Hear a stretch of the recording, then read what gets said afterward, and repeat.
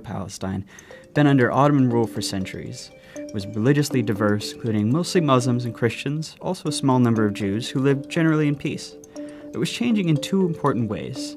First, more people in the region were developing a sense of being not just ethnic Arabs, but Palestinians, a distinct national identity.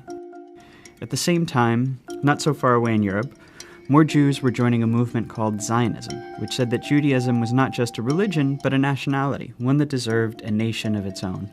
And after centuries of persecution, many believed a Jewish state was their only way of safety and saw their historic homeland in the Middle East as their best hope for establishing it. In the first decades of the 20th century, tens of thousands of European Jews moved there. After World War I, the Ottoman Empire collapsed, and British and French empires carved up the Middle East, the British taking control of a region it called the British Mandate for Palestine.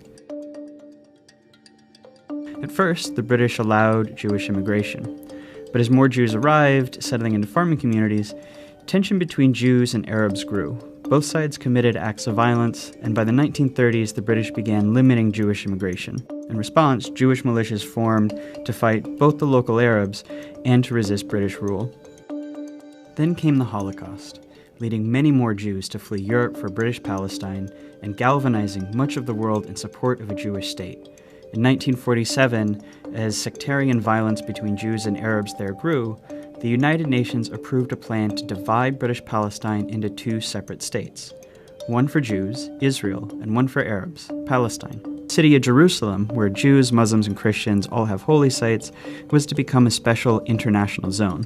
The plan was meant to give Jews a state, to establish Palestinian independence, and to end the sectarian violence that the British could no longer control. The Jews accepted the plan, and they declared independence as Israel.